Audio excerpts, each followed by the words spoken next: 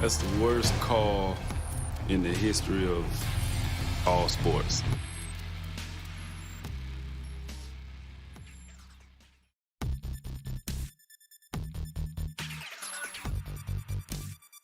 Deciding who wins the game on this call. Call on the field stand. Touchdown.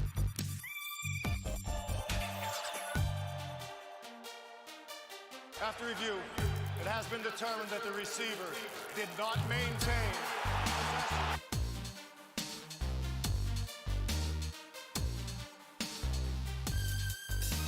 Quarterback's arm is going forward. It is an Oh, man, on a call that is. That's the worst call in the history of all sports.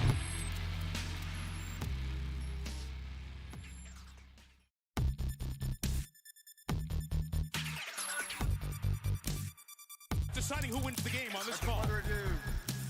Call on the field stand. Touchdown.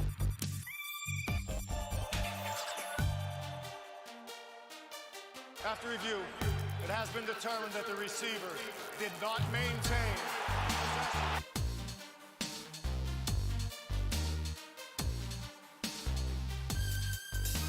Quarterback's arm is going forward. It is an Oh, man, on a call that is. That's the worst call in the history of all sports.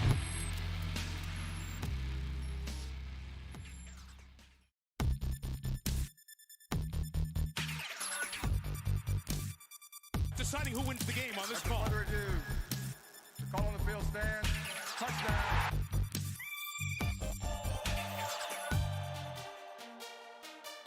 After review, it has been determined that the receiver did not maintain.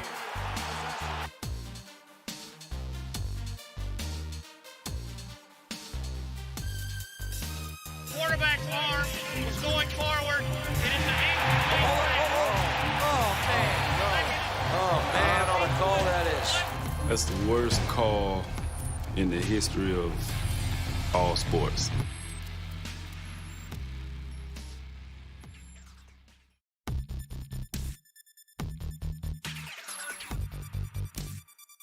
deciding who wins the game on this call. Under review. Call on the field stand. Touchdown.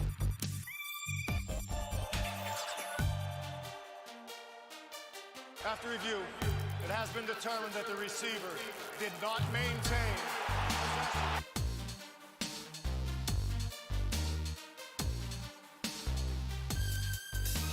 Quarterback's arm is going forward. It is an Oh, man, on a call that is. That's the worst call in the history of all sports.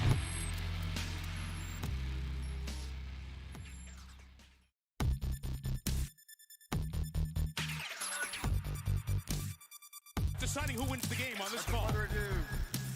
Call on the field stand. Touchdown.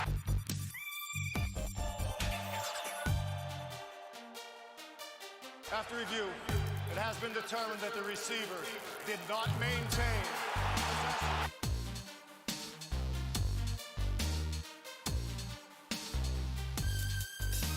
Quarterback's arm is going forward. It is an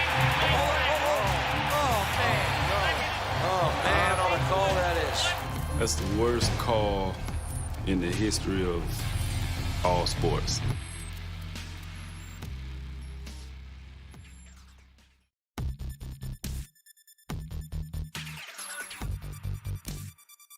deciding who wins the game on this call. Under review. Call on the field stand. Touchdown.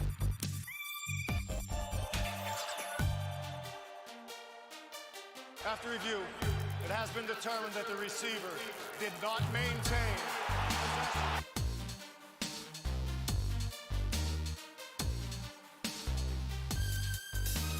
Quarterback's arm is going forward. It is an Oh, man, on a call that is. That's the worst call in the history of all sports.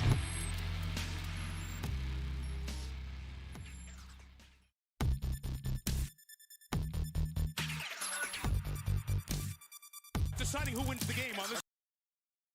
Welcome. Hey, what's going on? Hey, welcome to another bad call where the refs aren't the only ones who get it wrong. What is cracking on this Friday night? Yeah, that. We gotta not a whole lot going on. we gotta try to amp up our energy here to get us through this one. I think we're both a little sluggish tonight, but we'll For get sure. some football talk on here, and maybe that'll pep us up a little, along with the coffee I'm drinking. Yeah, I'm still on that 2 a.m. to 10 a.m. shift and spent some extra time with the family today. So I'm running on about 4 hours of sleep right now. I'm a little tired, but we'll get up, we'll get going, and we'll have ourselves a good time. Nice. So Nice. how'd your DFS go last week? DFS last week. I ended up pretty much breaking even. I believe on the main slate. Uh, I got home with all my cash lineups, and just failed to do anything with the GPPs at all. So yeah, broke even. I felt pretty good about the cash lineup. I did not talk myself out of my defense, and the Dolphins were a key to doing anything last week. So um, that felt nice. And then you know, I I got nothing good to say about season long this year anymore. I don't think so. Uh, yeah, as I watched last night, um, I ended up having Robert Tanyan and Jermichael Hasty combined for a grand total of 3 points. So, that's about the way my season's gone. And so, bring on more DFS is all I can say. And then on the Monday night showdown, I had a heck of a sweat. Um, I ended up with the lineup in the big contest, which is it's they've jacked it up to where you get $1 million for first place, but um, it's a $15 buy-in, which is a little higher than what I love to do, or like to do, I should say, but it's still always a little intriguing. I fired one bullet into that thing and ended up just like 2.5 points out of first place. Ended up tied for 114th out of 200,000, which is pretty exciting. I needed Sterling Shepard to get that last touchdown instead of Golden Tate, and I would have been splitting about 1.3 million with 14 other people, or 14 people total. So Yeah, and we'd either not be doing a show or we'd be using much better equipment at that point. yeah, I don't know what we would be doing, but or we'd probably still be drinking. I'd still be celebrating. I think yes, is probably what would be happening. 100%. It's always fun to get the sweat, but I got to tell you, I lost a lot of sleep Monday night. Yeah, thinking about what could have been. What could have been with just very little more from the captain's spot there, but it is what it is. And hopefully I can get another good sweat here this weekend. Yeah. How about you? I found myself in a very similar position a couple weeks ago. Luckily, mine went out the window in the third quarter ish, or early fourth quarter, so I didn't have to sweat it all the way through to the end. Where I was right up there at the top, and I went to go check on my kid, and I was gone 10 minutes, and when I came back, I had dropped like 500 places. That's fun stuff. My DFS last week wasn't terrible, it wasn't great, it was just kind of right in the middle. mediocre average, if you will. I had just enough to basically break even. Finished third in our little tourney. I hit one in the play action for, just a little bit to come close to even there. And I played an afternoon only slate, where I finished in like 650th. I don't know out of how many, but it was good enough to balance out my week, basically. So last week was my season long week. I've been waiting all year to have a good week after losing. Well, I lost Mac, I lost Barkley, I lost Michael Thomas, Sterling Shepard went on IR. Like, basically, I mean, Julio Jones was out for a couple of weeks. Like, my entire team just went poof, and that was across multiple leagues. I've scraped, if you will, and put myself in a position, at least in one league, where I should basically walk into the playoffs without any issues, barring any more injuries. And I'm not completely dead in one of my dynasty leagues that I thought I was dead in as soon as I lost Barkley and Mac. I don't know how I'm still alive. I mean, it's a long shot, but hey, I got 4 wins last week, and nope, sorry, I got 5 wins last week. And I'm gonna enjoy that and move on. Well, nice, yeah. Yeah, I'm not completely out of it in either of my leagues, but we're getting woefully close. So, and getting 3 points out of 2 players combined to start out Thursday night. That'll hurt you. I mean, we are going into week 9, so leagues where your playoffs start week 14, you're at your make your move point. So, but yeah, I don't want to dwell on the depression that is our season long. You and I both ran into the issue where we built our teams around key pieces, and those key pieces are done for the year. So it makes it a little difficult at that point. a lot of injuries. Yeah. So let's move on to the wonderful part about DFS is that it's a new week every week, so we get to start over. So what do you say? Sometimes 4 or 5 times within a weekend.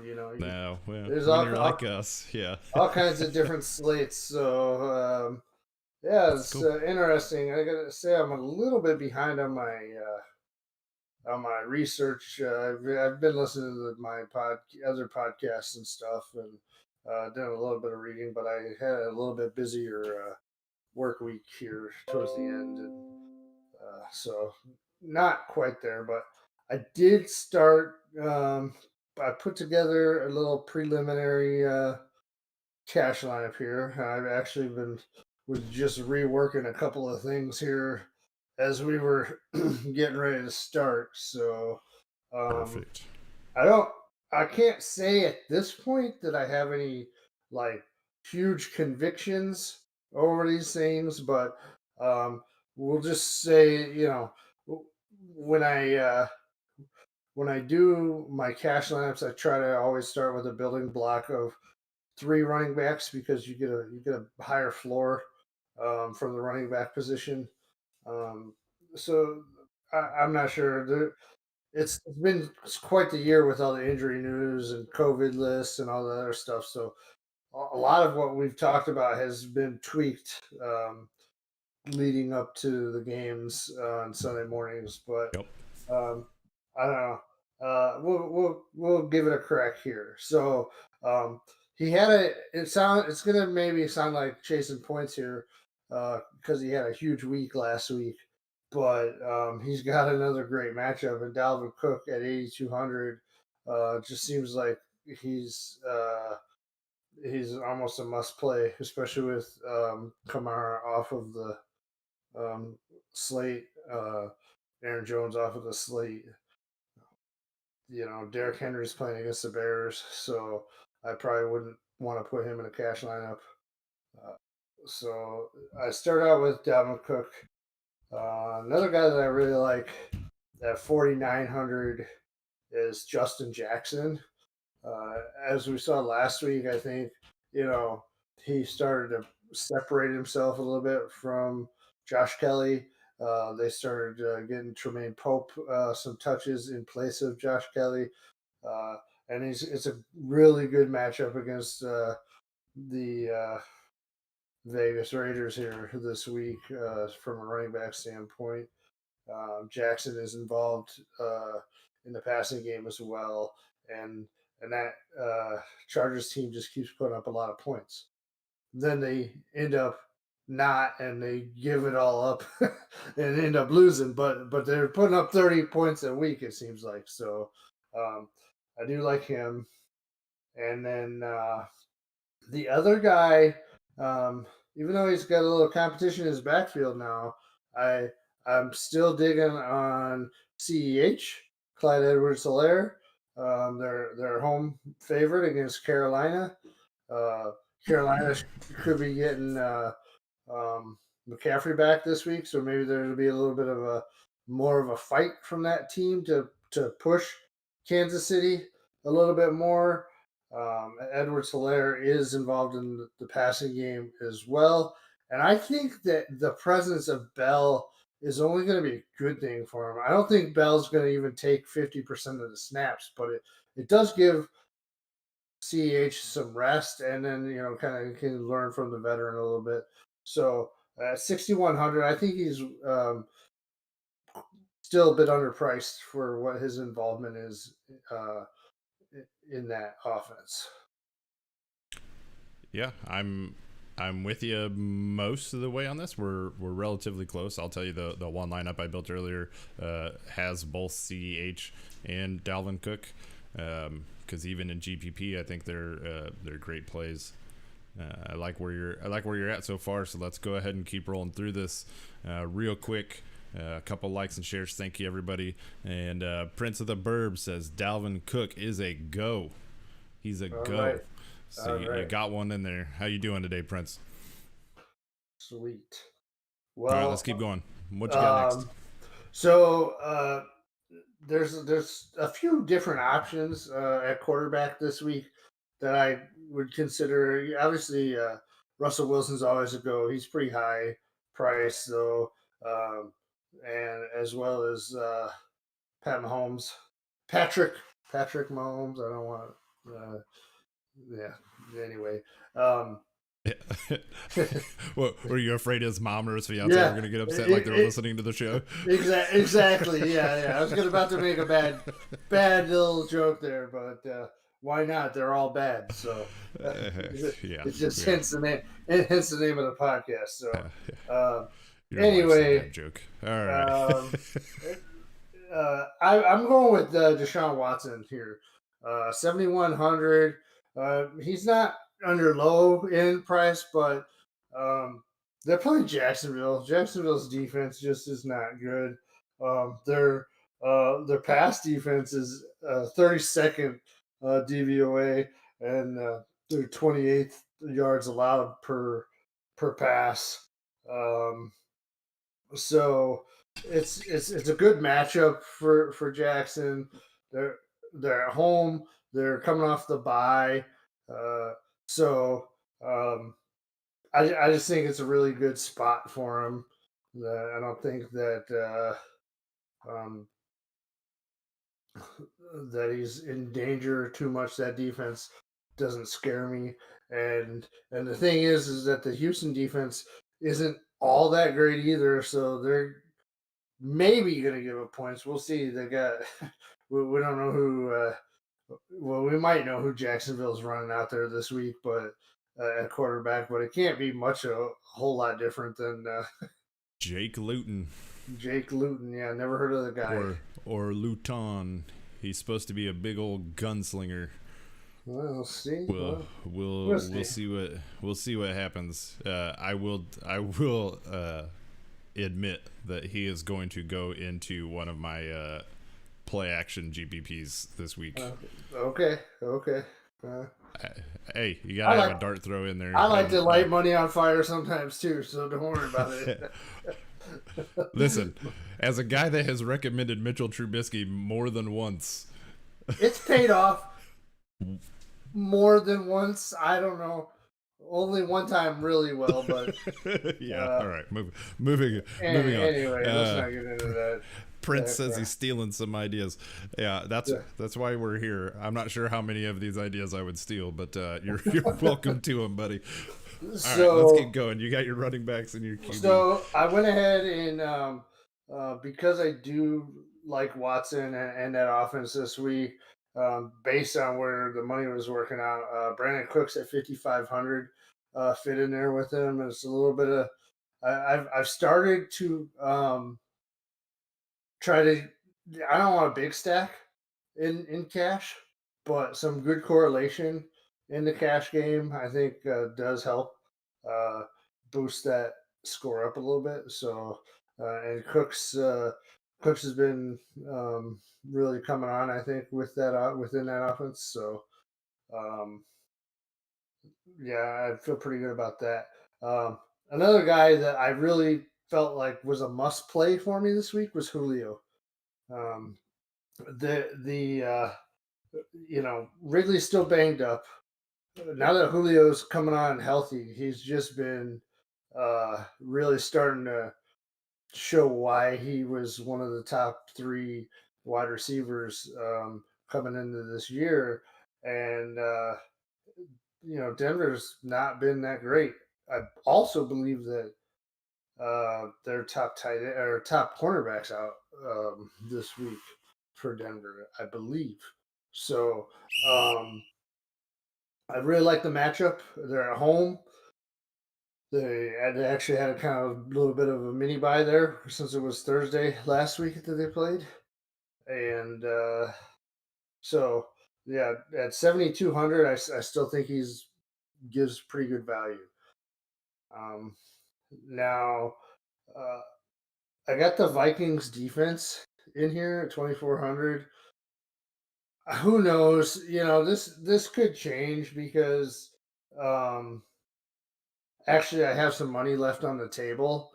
I just kind of slotted them in here because Detroit might not have Stafford. Now, if he plays, it's probably not as good of a defensive play, and might jump over to like the Giants defense, because I mean they played decently well, I thought, against that Tampa team last week. And this Washington football team has got Kyle Allen, and he likes to turn the ball over a bit. So um, anyway, the Vikings are they're a placeholder right now. And then a tight end, I slotted in Hayden Hurst from some of the stuff I was reading on 4for4. They've got him listed as their top tight end value at 4,100 for the DraftKings slate. So I didn't have any real conviction in there. The other guy in that game on the other side of the ball, Noah Fant, is a pretty decent option, but I just don't have the money with this lineup. Okay, that's us. I was gonna say I'd probably lean to the other guy instead of double stacking Jones and Hurst in that game. Maybe take a piece the other way, but I understand if you're talking about a $500 difference. I like Albert O too, so you've been banging that drum for the last 3 or 4 weeks too. How's that paying off? He's paying value. He had a touchdown last week. No. He was 2,800, so I mean he made 3x. It was fine. And he's still getting the targets. So, but let's not talk about him anymore. So the last piece of my puzzle, and this one, this was my sneaky play last week that I ended up. I don't think we talked about him. I don't think he was in my lineup. Maybe he was. I don't know. I can't remember what I had for lunch today. So, but Darnell Mooney, he's he's what put me over the top last week in my cash lineup because he's so cheap, and he's running as the number 2 for the Bears. He's got a lot of upside because they keep going deep to him. He's got actually, if you were to look at the buy low air yards model, he's got to be the top value or the top option because he's got like the most unrealized air yards out there. They just haven't been able to connect a lot, but they're getting closer. He's a good receiver too. It's not just the down. He's actually one of the bright spots I think on that Bears offense. And with playing the Titans this week, I think they're going to have to they're going to be playing from behind and going to have to throw the ball a little bit more. I think they're going to have to score some points this week. And so I think there's going to be a little bit more opportunity. So for a guy who's probably looking at 7 targets or so at 3,900, I still think he's way too cheap for the role he has in the NFL. So that's how I fit it together. And putting this together right now, it leaves $600 on the table. So I just haven't tweaked around. I wouldn't in a cash game leave that much. I might in a GPP just to differentiate it. But I could just easily throw it towards the defense or you could take that money and go get Noah Fant instead of Hayden Hurst. And Noah Fant is 4,900. You don't have enough. I thought I saw him at 46. Oh well, maybe. So you can argue and yell at me, but the number says 46. I don't love him, but I just personally, rather than stack Jones and Hurst in that game, I'd rather, if I'm gonna do that, I'd flip Font in. That's just me personally. Well, I know that's you. Or maybe even go up 200 and put Evan Ingram in because that guy's just a target machine right now. I'm not gonna say one game is successful, but he's wholly disappointed on the year. So the last game was not terrible, he is totally he's been a disappointment that whole like I said, this is where targets. I took Hurst based off of the 4-for-4 recommendation as top value, so that's a starting point for me. Let's see. It doesn't actually show targets in this one.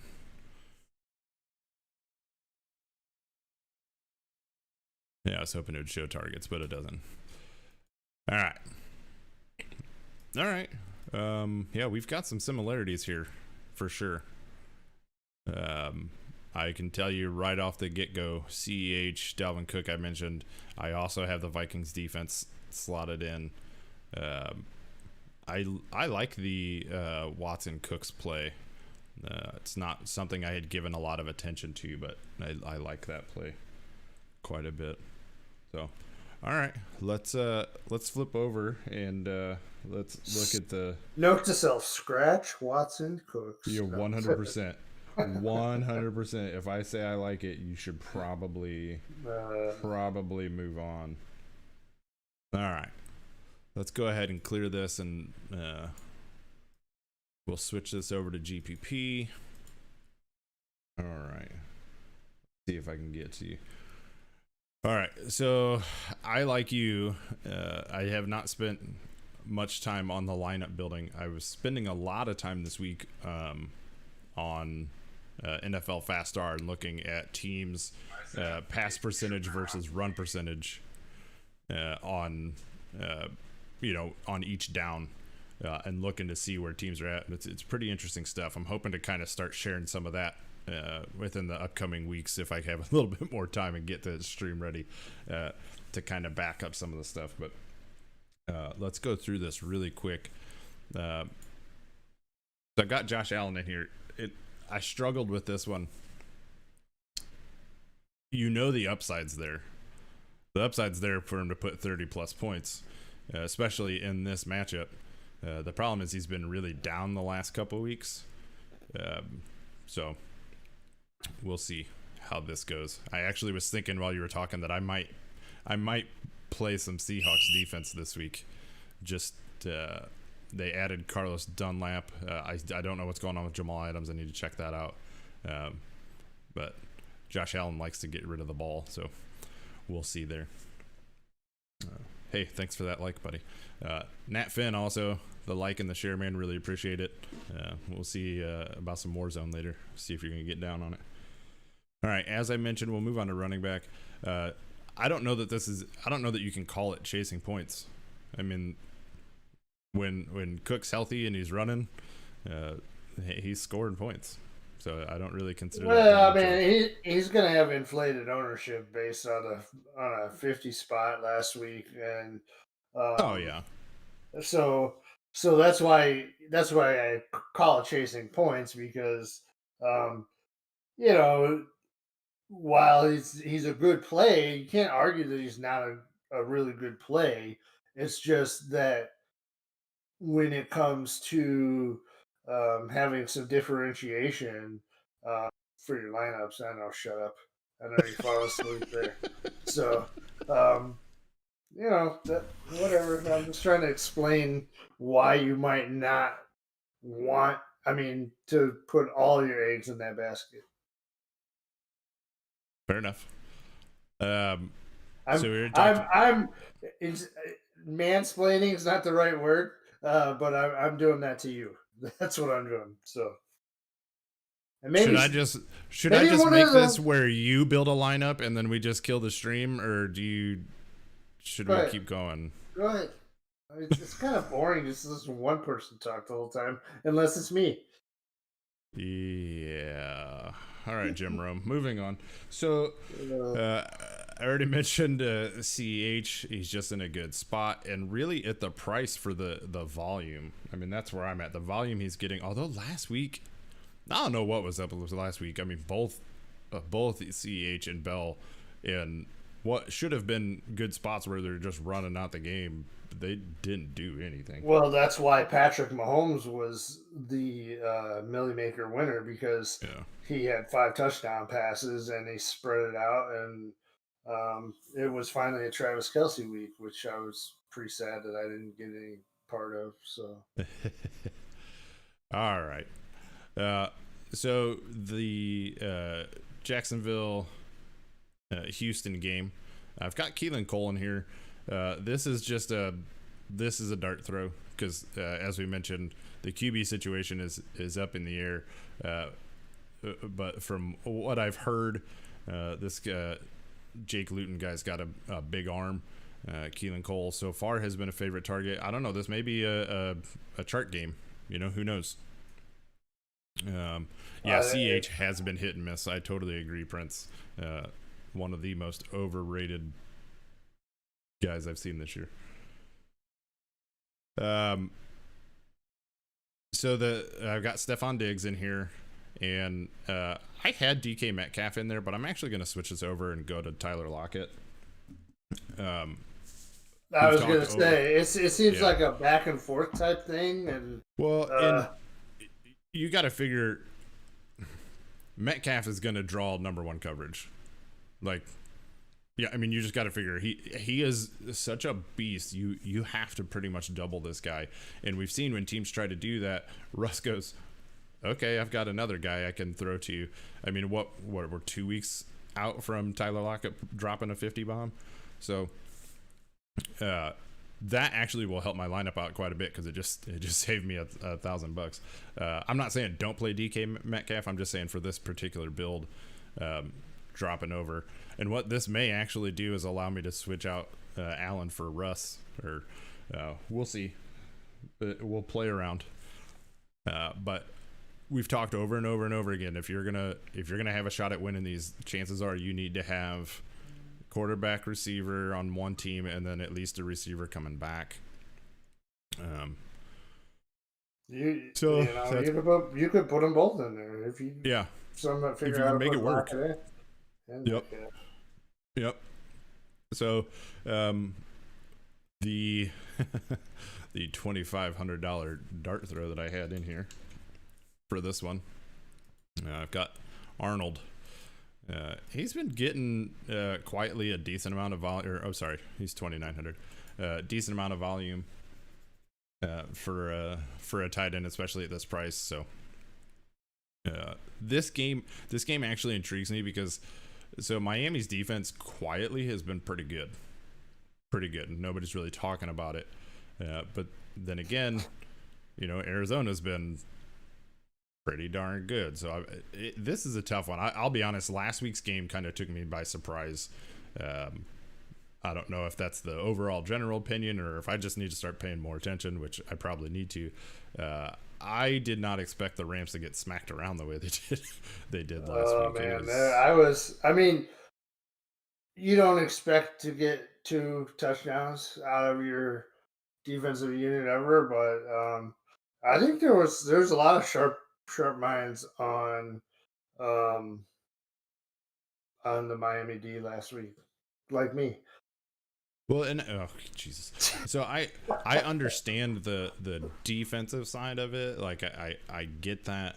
I expected the Rams defense to show up more than what happened. Personally, Well, when they get put behind the 8 ball, and they give up 2 defensive scores, or a defensive and a special team score in basically the first quarter. It kind of changes the whole tone of the game. Yep. So, do you, as I mentioned, I already got the Vikings defense, and I did it this way because I've got my correlation between Dalvin Cook and the Vikings D. That's what we like to do. And then coming back on this side, now that I have the money, I think what I'm going to do is I'm going to throw Zach Moss in my flex spot. So 2 weeks ago, you had put out a bold prediction saying he hits pay dirt, and you were right. You just weren't right for that week. Yeah, I knew it. I knew it was coming. It was the week he had the matchup that week. Yeah. Somehow the Jets now 2 weeks in a row have had skated by against the run. Who knows? Maybe they're just too soft at the on the outside.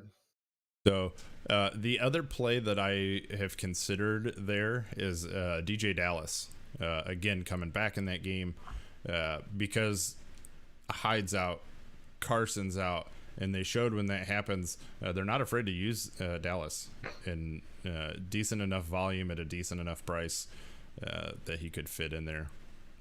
Again, none of these are like locks or convictions, other than I will have a piece of the Seattle Buffalo game. I think I'll warn you. I don't want to say I'll warn you.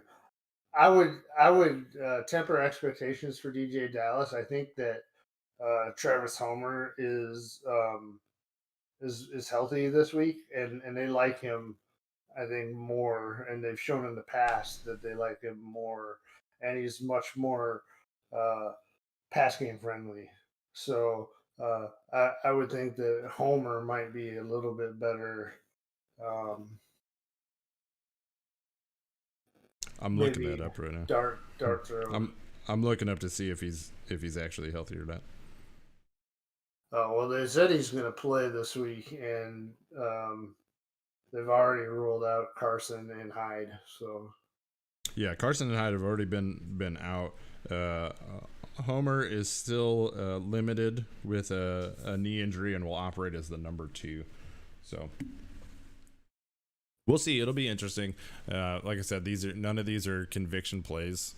Like I said, except for I want pieces of this game. Oh yeah. Seattle's given up points in droves, and Buffalo can score. This may be a get right game for them. They need to do something because they're on a backslide here. But that's where I'm at. Hopefully next week, fingers crossed. Hopefully next week I can get a little bit more time in the lineup building and come in with some different options. But I try not to spend too much time on it leading up before Saturday, because so much changes, especially this year with the COVID rules and IR and everything. Something I want to talk about real quick before we sign off of here. How much are you trusting CMC this week? I mean, it's hard to say I trust him, but it also, I'm gonna have a hard time not putting him in a lineup or two just to try to catch a lower ownership on him. And because he can do it. So I don't think that they'd be playing him if he wasn't ready. So now I realize they've had Mike Davis, who was successful in the beginning, but he's been kind of faltering lately. So I'm sure you're not going to get the 95% touch rate uh, from the running back position for CMC coming out this week, but I'd be surprised if it wasn't 70%. And 70% of the running back touches for Carolina from CMC, I think he could easily score 3 times. He could. Doesn't mean really. He's not likely, but it's within the range of outcomes. I could be mistaken too, but I'm pretty sure I saw that Chris Jones was not going to be playing this week as well, which you take him out of that Kansas City defensive front, and it really changes things for them, especially in that run game. The crazy part is Christian McCaffrey has been on IR, and he's always they even though these guys have been on IR, they haven't taken them out of the player pool on DraftKings, and they never adjusted his price, and they haven't adjusted his price downward. So I think people are going to be afraid to play him for 8,500. Yeah, so I was thinking about that earlier, that because you mentioned the lower ownership, and I go back and forth on it. Is he going to be truly lower owned because people are afraid of him, or is this guy going to be like solely owned because they have to score points, and everybody goes, okay, it's CMC, he's got to do it, and I want a piece of it this week, that first week back. I don't want to. It's the FOMO, like I don't want to not play him this week, and that's what cost me. So because I am risk averse, me, I will have a lineup build with him, and I will have a lineup build without him, and that way I'm right on both accounts. Well, I'm just going to pull up real quick what 4for4 is projecting him at. And the IR thing. So with DraftKings leaving these players in, with the IR rules being so different this year, with a 3-week option now. So I kind of understand them just going, okay, we're just going to leave them in there and let the algorithms do their thing and adjust them as necessary, so that they don't have to spend a whole lot of time going yes, no. But also watch, because I know, at least I think I saw this before I passed out briefly today. They're anticipated to activate him off of IR on Saturday, but they have not officially done so. Oh yeah, no. I usually don't start building my GPP lineups until Sunday morning anyway. But Yep. I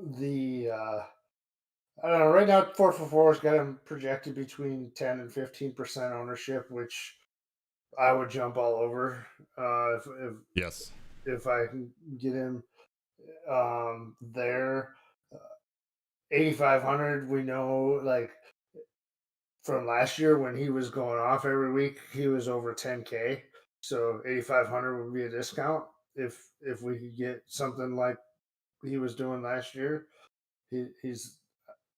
I mean, it's within the range of outcomes. It's probably not likely, but I think he's he's as there's maybe 4 or 5. I say there's 5 guys that have the 40+ point potential from the running back position, and he's one of those guys. So Yeah, the upside on him is ridiculous. and 2 of them aren't on the slate. One of them's also on IR, and the other one's playing the Bears. So Yeah, which man, I'm gonna hate to do this if it happens, but I'll have some Derrick Henry this week for sure. I'm not sure where, but I will have some Derrick Henry for sure. I remember had to have been 2 years ago at this point in time.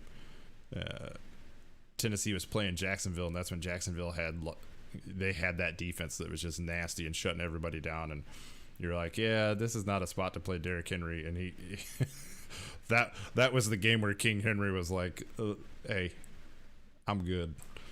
I see Prince of the Burb here asks when we think Antonio Brown's worth a shot, and so he's not on the main slate this week. That's the Sunday night game. I wish he was on the main slate because his price point he'd be. I have a feeling he's gonna have a big game. Tom Brady loves this guy. He's living in his house. He obviously had some influence on them, bringing him in. All The other receivers that receiving core is banged up quite a bit. And I know Bruce Arians said, he might play 30 plays. This, even if he only plays 30 plays, he's probably going to get 8 targets. And as long as he's healthy, I think that Brady's going to do whatever he can to get the ball to this guy. So, remember what he did in Miami, or not in Miami, but with the Patriots. I'm pretty sure that game was against Miami. It was one game. He hadn't been there that long. I'm playing him because one, the talent's there, but two, you don't know how many games this is actually going to be an option. You just never know what's going to happen with this circus. So I'm playing him. If I've got him, I'm playing him. There's no Godwin. And I'm talking season long too. If I've got him in season long, I went and got him in a couple leagues 3 weeks ago. Just threw him on the bench because my season's in jeopardy anyway. I'm playing him. He's going in. Unless you have 3 receivers that are locks. If you have Hopkins, Metcalf, Julio, I'm not playing Brown over any of those 3 probably, but that's highly unlikely that you've got that trio of receivers. Yeah. But no, I'd probably fire him up this week. Why not? Sometimes you got to take a little bit of a risk anyway. So just to highlight a couple other players I'm looking at this week. I really like Josh Jacobs in that Raiders Chargers game. Antonio Gibson is intriguing to me against the Giants this week. He's been coming on, and who else? Anybody you looking at? What do you think about James Robinson? Is Houston just going to load the box and make this new rookie quarterback? Yeah, why would you not? That's the formula. You've got a guy that has not taken a professional NFL snap or start. That's what you do. You say, I make you through it. Real quick, going back to what I just said about if you have certain receivers. So I'll throw this up to you because this is actually a league that I have. This is my team. I have DK Metcalf. I have Stephon Diggs. I have DeAndre Hopkins. Do you bench any of those three to put Antonio Brown in this week? No. Yeah, exactly. No. So, I mean, it depends on where you're at. I think maybe. Are there 3 teams in that league? No. No, there's only 2. I did all right with that league.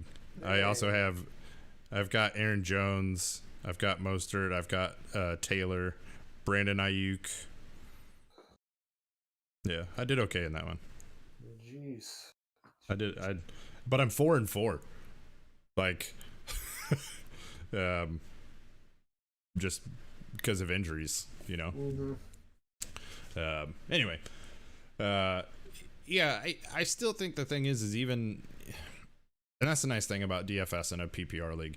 If Houston says, okay, I'm going to make you pass it, chances are he's going to be doing lots of little dump offs at some point, and maybe not start out that way. I don't know. He may cross a couple deep balls. You just don't know. It's too unknown. But Robinson, may get a decent volume for targets.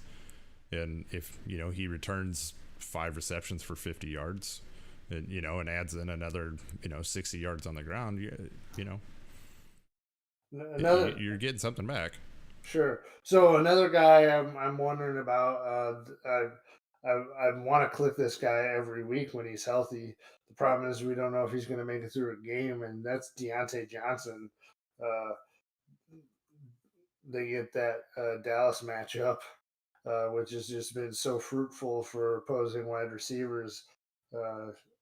Johnson, when healthy, is Big Ben's favorite target.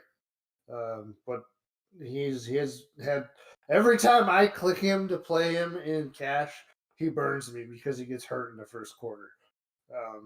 So if you're going to play him, please tell me so I can pivot. I'm not going to play him in cash, but I'm definitely going to put him in tourney lineup. And I mean, that's the thing with that matchup.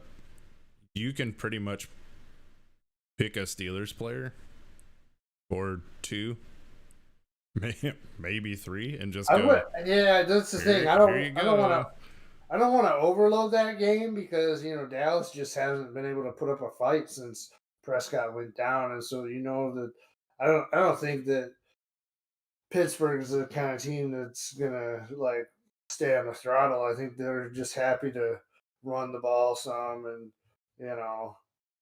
let their defense beat up on the opposing team. And I mean, they're a good team. Obviously, they're undefeated. So I remember a couple of weeks ago, I brought this up. I said Steelers are in a smash spot. Sorry, just punched my mic. Got excited. I don't remember who they were playing, but it was not a great team. They had been ticked off because they weren't able to play because of the whole COVID, everything going on. I mean, they were in a smash spot, and I forgot the golden rule, and that it's the Steelers play down to their level of competition more often than not. The problem here is, again, Dallas does nothing but give up points to the offensive players and to the defense that they are playing. So it's really hard to not go, you know what I'm going to do? I'm going to put in James Conner. I'm going to put in the Steelers defense, or I'm going to build a Big Ben Steelers Juju defense. 4,900 this week. I don't think I've ever seen that. Yeah, it's absurd, but at the same time, you're like, you're looking at all these past games, and I mean, who are they starting at QB this week? I mean, even if you can tell me the name, the question remains, who are they starting at? I mean, do they start DiNucci again? No, they're not. They already said they're not. Yeah, Cooper Rush. Cooper Rush. It sounds like he's, I don't know, he's from the XFL or something. I think he's AAF. I think he was AAF, but I was just being facetious, but yeah, you would know that. So yeah, I'm pretty sure he's from the AAF, but it's still, I mean, this is a situation where all signs point to you play that matchup. Was it the Philly game that you were trying to fire up? Yeah, you know what? It probably was. The It probably Steelers, was. Yeah. Because they Yeah. hadn't played in like a week and a half, and they were all frustrated. And Philly's offensive line was garbage. Yeah, they had no receivers to speak of. And what happens? The Steelers were the Steelers, and they play to the level of their competition. I'm not sure that's possible in this game. Like, unless Ben's like, nah, I'm not playing this game or something. But still, again, this is a situation where you're throwing GPPs out there. Like, you're probably doing multi-entry, putting a couple in the play action, which is what I've reserved. I think like 5 or 6 in the play action. I'll have a Steelers build in there. Why not? Why not? Sweet. That way it'll fuel my hate fire when they play down to because they'll be the one piece that costs my lineup from actually doing anything. Oh yeah, I hear you. I mean, pay up at defense to be contrarian, but then be ready to throw up because they got 2 sacks and gave up 24 points and ended up getting you 3 points or whatever on the day. Let's do it really quick. All right, so I've got Connor and the Steelers defense in. All right, you're already in for almost 12 at that point in time. Yeah. Let's get stupid on this lineup. All right, let's get real dumb on it. I don't really like that, but so here we go. We're gonna put Luton in. Where's Chark? What's he going off for this week?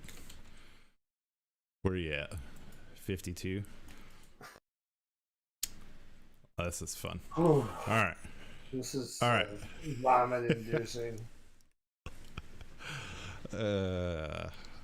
You gotta cut corners somewhere when you're paying 4,900 for a defense. Maybe we shouldn't cut that far down. But I mean, you're not gonna play. I don't know. Are you? You're gonna play Roethlisberger and Connor?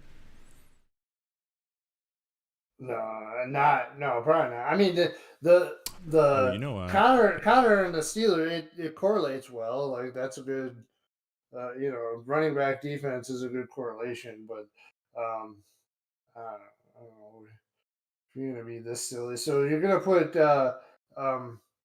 there you go. I switched out. I put Bridgewater. If you're gonna make this your Luton DJ Chark lineup, maybe you put Darren Fells at tight end. I swapped out and put Bridgewater in. I put Bridgewater in. Ooh, okay. Interesting. You figure you're gonna be playing from behind, so let's see what we got here. Do you put him with Anderson or do you put him with Moore? Well, I guess who disappointed the most last time was Anderson. I don't know. Yeah, I guess. Yeah, I'm going DJ Moore just for build price. I mean, we still got 5 slots to go. All right. So I want to put some more in that game. So I'm gonna keep it there. I'm gonna go with CEH in there because you want some of that game.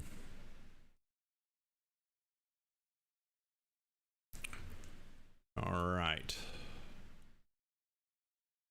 I mean, if you're gonna make it a bring back, I probably wouldn't put the running back as the bring back, but why don't you put Kelsey? Yeah, put Kelsey in there. All right. TK. Got TK in there. All right. So potentially 2 running backs, 2 receivers, 1,900 to go. Alrighty. So I'm gonna put Judy in. What do we got? If I drop him in, this is 75. I'm not gonna like that. I'm gonna go another low cost, high volume. I like in this one your play of Mooney, so let's put Mooney in here too. Puts us at 10 to throw in probably 2 running backs at this point in time. I will tell you, I would build this lineup and then Sunday at like 11:15 go, don't do that. don't do that at all. Yeah, I think I'm going to go back to the Zach Moss well because I like that matchup and what his usage should be. All right, and then we got 5,600 to put into a flex spot. Cam is up against the Jets. Is he due for? Cam is due for a game, but do you get it from him? Like that team is in a shamble right now. Like, no, I think they're playing for themselves one of those top quarterback in the draft type spots. It's kind of crazy. Your boy Mike Williams fits in there. Yeah, this will be the week where. Sorry, I just switched the slate up on me and it cleared this. Yeah, so I mentioned last week that Mike Williams was my bad call and that he'll probably end up being my bad call again. And then I pulled him out of my lineup and he turned into my bad call again because my bad call was pulling him from my lineup. You want to get some leverage on the field with everybody playing Jared Cook, DeAndre Swift. There on the other side of that game might be a good leverage spot. Yeah, so Swift usage has gone up each week for the last 3 weeks. So it's something to keep an eye on. I was actually considering trying to get him in Dynasty, make a trade for him with a team that's on the verge of their season being a total collapse, and they need a tight end. So I figure a tight end and a pick ought to get me. All right, so who else did I have in here? Oh yeah, I had DJ Moore in there. Where are we at? So I am at 5,300. We need to throw a receiver in there. Let's see in that 53. What did I miss? Who do you got? You got Bridgewater, Connor, Moss. Oh, who'd you have instead of Chark? I pulled Chark out and put Moore in when I switched over to Teddy Bridgewater. Who's your other receivers? Mooney. And that's it. So I've got one receiver spot left. And a flex spot, right? No, because I've got Moss, Swift, and Connor. Oh, you did put Swift in the flex. Okay. Yeah. So sitting at that part, let's see. You got some interesting options here at 5,300. Christian Kirk's a volatile play. Let's see, Parker, Mike Williams is right there. You've got Deontay Johnson, but again, I wouldn't go running back, receiver, defense. I don't think, unless I really. Oh, I had Judy in there. That's where I was at. Oh, that's good. Jared Judy. So this is. I like looking at it. I kind of want to.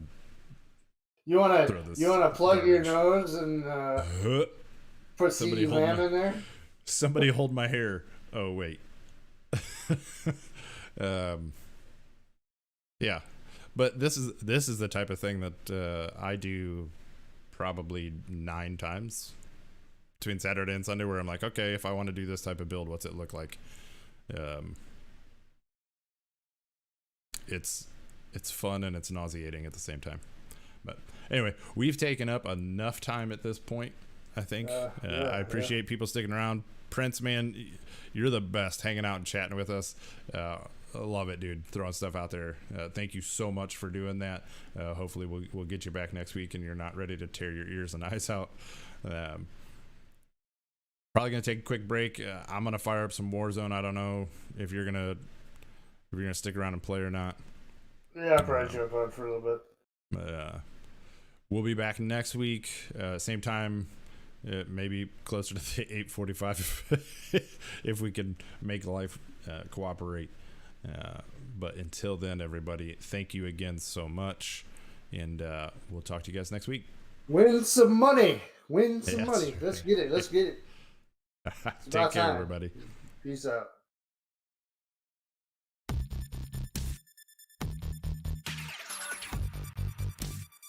Deciding who wins the game on this After call. further ado, the call on the field stands. Touchdown.